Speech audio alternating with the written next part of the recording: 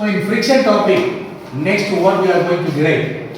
Derive an expression for acceleration, displacement, time taken of your body on a rough horizontal surface. First we will derive acceleration of your body on a rough horizontal surface. Here we mentioned rough horizontal surface. If the surface is rough, there will be friction.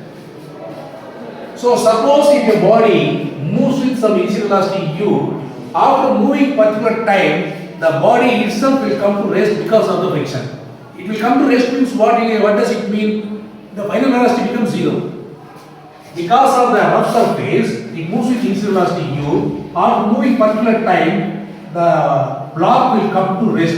Rest means what is the meaning? Final velocity will become zero. Because of the rough surface, even it moves with initial velocity u, it will come to rest. So final velocity v is equal to 0. So by keeping these concepts in mind, first let us derive the expression for acceleration of your body on a rough horizontal surface. By using that, we will also derive displacement and time taken. Displacement and time taken will be derived by using the equations of motion and by substituting the value of acceleration. So now I tell you, from the diagram, if mv is the mass of the body, gravity is acting in the ground, mg is the weight which acts vertically downwards. For this, if mg is action, the reaction is R.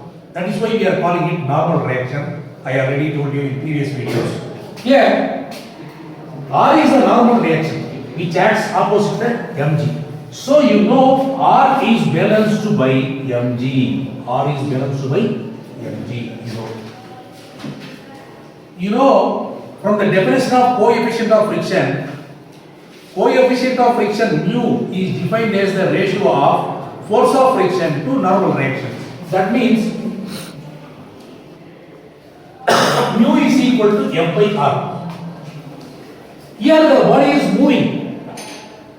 So what I am doing, if it is moving, it is not ordinary force of friction. It is called a coefficient of kinetic friction is equal to force of kinetic friction by normal reaction. So the same formula turns like this. Coefficient of kinetic friction is equal to ratio of force of kinetic friction to normal reaction.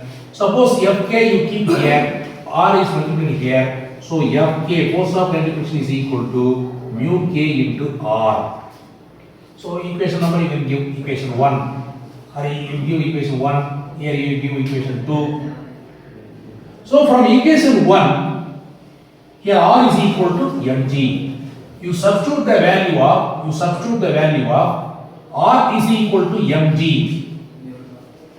Mu k into mg.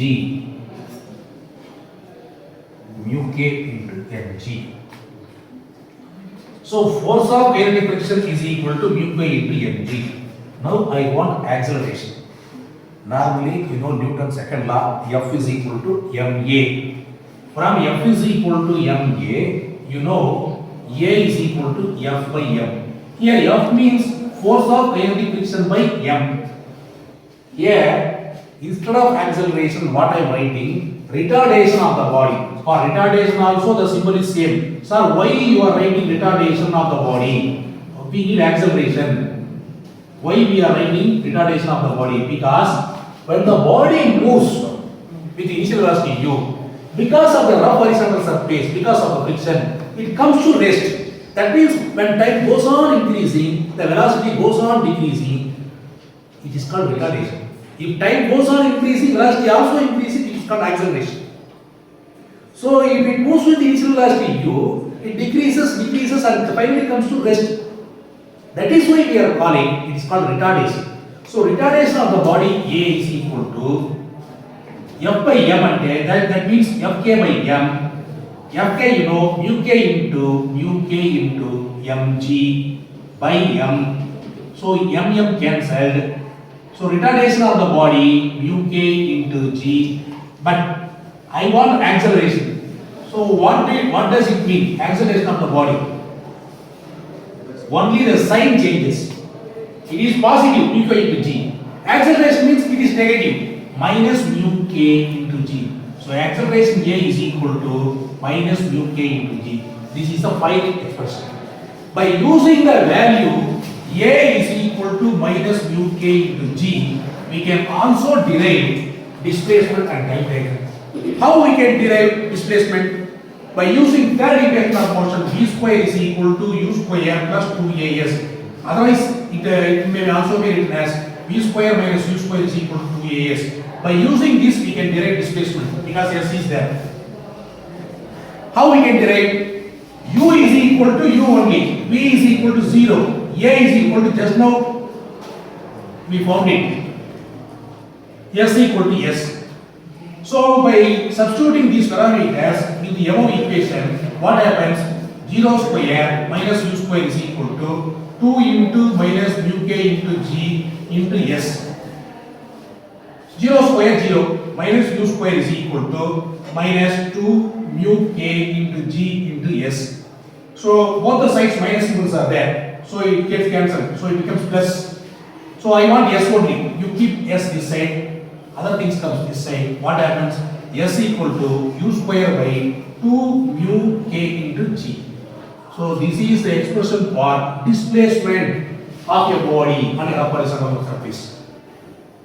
So how to find out the time taken? By using first equation of motion, you can find out time taken. Very easy.